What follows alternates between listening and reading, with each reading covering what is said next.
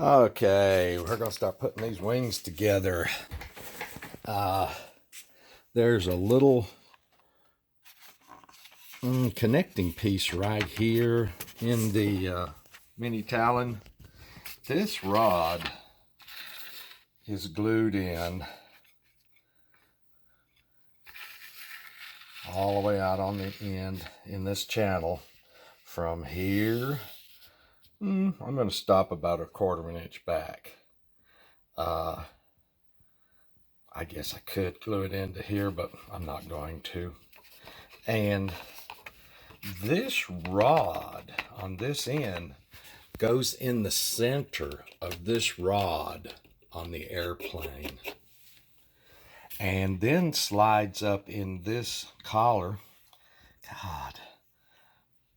Slides up in this collar, there we go, to here. And then through a little hole, you tighten down this nut right here, and that captures that. This is captured by epoxy glue, whatever you use. This tube that slides inside here and over this much of this rod is captured right in here. So I actually have done the other wing, and then after it's finished, you glue the foam piece in, and you've got a finished wing. Now, I hadn't done this wing yet because I'm going to put the video transmitter on it. And this is that foam piece that goes in that slot after everything's done. I'm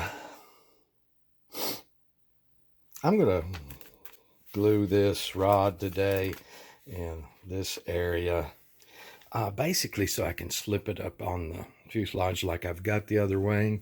I've got some problems with control surface movement, and it's just the electronics have to be gotten together, and I need to rock the plane to see what the stabilization is doing.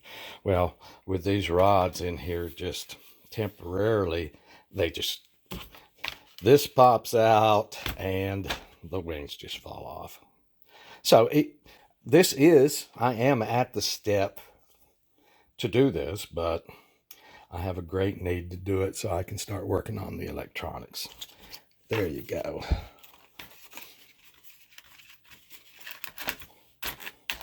There's the little hole that lets you get at the nut to tighten down on this rod. Let's see, what else? I'm making up the video connector. Even it's over there ready to be soldered. There it is, epoxied in. So I'll let this dry from here to here. Cure, actually. Epoxy doesn't dry, it cures. And then tonight, in a few hours, I'll be able to stick it in that rod, and then I'll be able to see how the ailerons react to stabilization movements. All right, I'm gonna go to the store and get some parts. The epoxy has cured. That carbon fiber rod is in there permanently now. I still have to get in the video transmitter. Then I will route this cable down through here for the servos, this servo. And I did cut a little, I had to put an extension on it. This servo just didn't have a big enough lead. I cut a little notch in the foam there to let that connector I had to put in there have some space. I think I'm going to put the video transmitter someplace in here. I'm not 100% sure yet. And then I'll run the wires for it down through here in addition to the servo wire. Then I can put this foam in and epoxy it down, and we'll have a 100% wing. I'm working on the video cable, but right now with it the way it is, it lets me slide it. Oh, come on. There we go. Inside the other rod. There we go. Now those are fairly fixed on there instead of just sort of on there. They won't come off, and I can rock it around like I just did and check the stability motions. I did go out. I could not find another piece of tubing to fix my airspeed sensor yet. I've got a little support for the V-tail. I could not find a carbon rod for that. I did find a couple of lock washers, my God, for the prop. It no longer spins freely in the Aeronaut adapter. Don't like it. Bunch of extra weight out there. It's not so much the weight as the balance that bothers me. But that's ready. I don't like it, but it's ready. Let's see, what else? Like I say, I got some problems with the electronics. Just have to start working on them because I can't see the pulse width with my eyes. I needed something to see if the outputs were actually putting out a PWM. Outputs of a flight controller, RC receiver, whatever, supposed to be putting out a PWM signal. Okay, so there's the Aeronaut folding prop on there.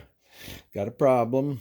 So far I can't get it to turn with the flight controller. That's why I've got it hooked up this way. But right now, if I do my little servo tester, there it is turning. And if I move up the speed, it'll actually move the airplane on the table.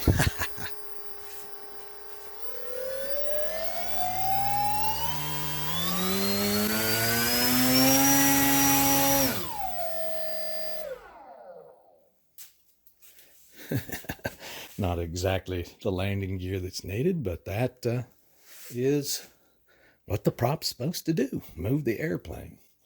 So there's nothing wrong with the ESC. There's nothing wrong with the motor. There's nothing wrong with the little connector I showed you that had gotten into epoxy on the ESC. So it's not got epoxy in it, stopping the connection on my flight controller, but I can't get the motor to turn on the mini Talon from the flight controller so far. I'll work that out. So I need to see if I've got any output on RC channel 3, servo 3, whatever you want to call it. And this little device will help me do that very, very well. It just displays PWM. I've got it hooked to the port. I'm going to connect the battery. And it says there's no PWM signal currently present. Now the flight controller has come up to snuff, so now it knows there is one. But look at that, 1099 1100. Now then, to test this, I have to do several things. So let's go over to the computer real quick. We need to connect to the platform. Actually, let me show you this right here first. Right now, if you look at the indicator and the throttle, you'll see when I move it, I do get throttle in the radio. You can see it right down here on my outputs. But this doesn't change. It's drifting back and forth between $10.99 and $1100 right now. What do you expect out of a $20 indicator. So I'm going to raise the throttle and see, nothing happens. Nothing should happen at this point. Why? Because the model's not in a manual mode. It's in a flight controller mode. Now let's go to the computer. I connected to the mini Talon with the telemetry radio. And you can see right now it's trying to do a return to launch. That's why it's not paying no attention. Plus it's disarmed. These two things have to be satisfied before I can see the output of that port. So let's go do those. We can go into actions. First of all, I need to take this out of a return to launch mode. So we're going to come in here. We're going to put it in manual mode. Set mode. Blah, blah. There we go. Now we're in manual mode. If we go over to the platform, we will see that, although we're not armed yet, see, it still says disarmed up there in the blue in the sky on the heads-up display. But let's go over the platform real quick. I'm not going to move my camera, but you can see just right here, right down the bottom left of the picture, I've got manual control of the platform. Oh. No. I was thinking that was the aileron right there. That's a problem with the build I'll talk about later. My other aileron's over there, it can't be seen. And also right now, if it rocks around, notice the aileron doesn't move. I'm sorry it's such a small picture, but right there's what you're looking for. Doesn't move because it's in manual mode. The flight controller is not controlling it right now. So right now, if I raise the throttle, still nothing happens. So let's go back over to the computer. So now to get what I want to be able to see the outputs of my flight controller, I have to get rid of this disarmed. So I'm going to come in here and click ARM. Again, Mission Planner lets you configure platforms. It saves telemetry while they're in flight. And if you need to, you can use it to control the platform in all sorts of ways. There's joystick control, for crying out loud. Anyway. So ARM. ARM failed. Force arm can bypass safety checks, which can lead to crash and cut. Yeah. Do you wish to force arm? Well, yeah. Right up here we look. Pre-arm, bad GPS position.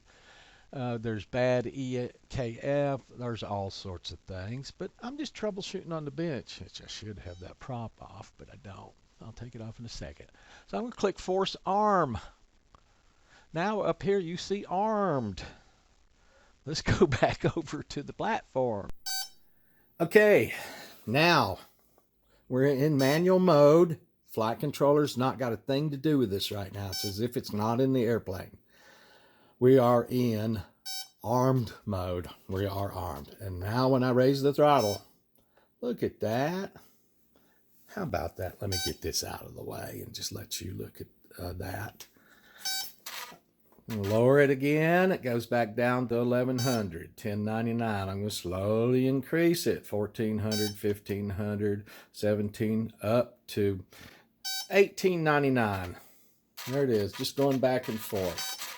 So there is output on RC channel 3 according to my throttle. Right here, the throttle output's going back and forth. Right here, the pulse width of the signal is changing. So what's going on here is, the reason so far I can't get the motor to spin, technically it should spin with that output. Let me hook it back up one more time, take it off this pulse width display. Well, I was reproducing my problem, and guess what? Now I'm in manual mode and armed, and I don't have a problem anymore. I can check the fact that somehow in manual mode, my motor didn't want to start up. I imagine calibration, some other things might have had something to do with it. I might have just accidentally calibrated it just by, I hooked it back up and then did some of this, might have calibrated it. I have to go through an actual calibration in truth. So I guess that solves the motor problem. I don't have to say much more about that. While reviewing this video, while I was rendering it and getting ready to post it, I got to thinking about this. I honestly think that connector on the ESC got epoxy in it enough to where the electrical connection wasn't making well. And by plugging it in and out of the flight controller over the past 2 days and in and out of that little PWM monitor, I think it finally scraped the epoxy away and it started working like it should have from the get-go. I'm not sure, never going to be sure. It's behind me now. We'll go on. But in the future, if we have motor problems, we may have to revisit this. I don't think that's going to happen. I certainly hope that's not going to happen. Just wanted to put this in as a little tidbit as I was rendering. Now we'll go back to the original video. Now look at that V-tail. Here's rudder. Looks like elevator. Looks like up elevator to me. Down elevator to me, but that's on rudder. Don't know. I guess I could switch that channel with my elevator channel and it might solve my problem, huh? But here's my elevator channel, and see it's doing the rudder movements. So this is all set up. This is to be expected. No big deal whatsoever. I bet you if I go in there and switch, no, it's on the VTEL setting. So now I'll just have to look at this deeper. But that basically solves my motor problem. Let's go on to some more. I'm not sure if you're going to be able to see this or not. I'm going to try to do that one aileron. But right now, watch what happens. Whoops. Right now, watch what happens with that aileron. Because I'm going to rock the wing up. And see, the aileron goes down. That's not correct. There it is. With it rocked the other way. That's not correct. So that channel's going to have to be reversed. And the way we fix that problem is we come into setup. We go to our servo output. And we reverse that channel. Click. That's it. It's just that hard. Okay. That did it. I'm going to raise the wing. Now, look at that aileron. Now it goes up, which pushes that wing back down. If the wing goes down, it goes down. That pushes the wing back up. So now I've got my aileron stabilization correct. Hope I'm not making a mistake here, but I'm going to go ahead and glue the V-tail on. Just a little epoxy and that'll be that. The V-tail is glued on. That's 99% of the build. I still have a few little things left to do. The video transmitter, I'm not going to call it completed at this point. And then I've got all the software, hardware configuring as far as the program. This is what I've been using the past 2 days, 5-minute epoxy. This DevCon home. Man, this stuff is crazy. This stuff will set up in it sets up in 5 minutes. It cures in 5 minutes. If you don't watch it, you only have about 2 minutes to work with this stuff. And it'll start hardening right there on your work surface. I honestly think after 10 minutes, it's pretty much ready to go. So those are glued on. That's it. I have repairs to do, some things to do. This isn't complete, but it's going to sort of be pushed aside. You'll find out why later. I ordered 30 feet of 2.5 millimeter inside diameter tubing. $10. Cheap. I'm never going to be, I couldn't find this anywhere today, so I had to order it. One last thing on the mini Talon also is I went out today and tried to find a carbon fiber rod. I need the rod to be about as big around as this bamboo skewer, because this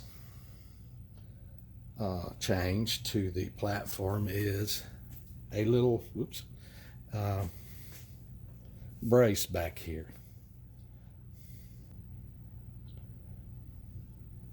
For the VTEL. I'll still have to find this carbon fiber rod. I just have not found it yet.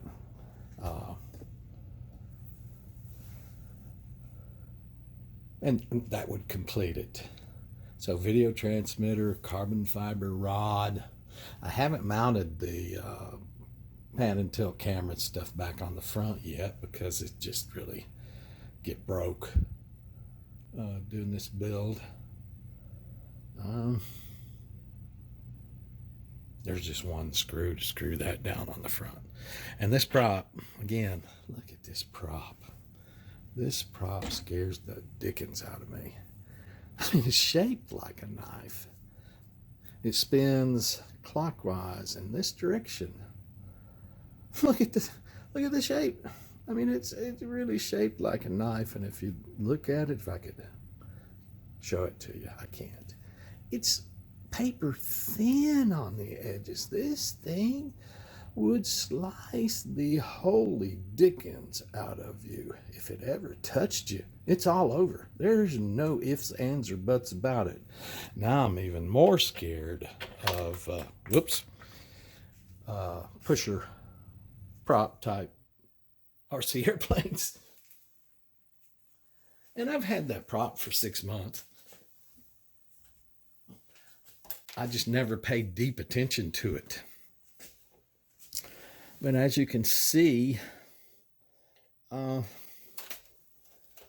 me change this up just a little so we can tell. Oops. Yep. If you look at that prop, when it's folded all the way out, compared to this skid, it's going to stick down below that skid because it won't rotate on around right now. So there is going to be prop sticking out below that skid that when you launch this thing, it can just eat your hand and arm up after the fact. Going to have to work on that one. So I guess that's major things for today. The platform is 99% complete. It seems to be doing everything I wanted it to do.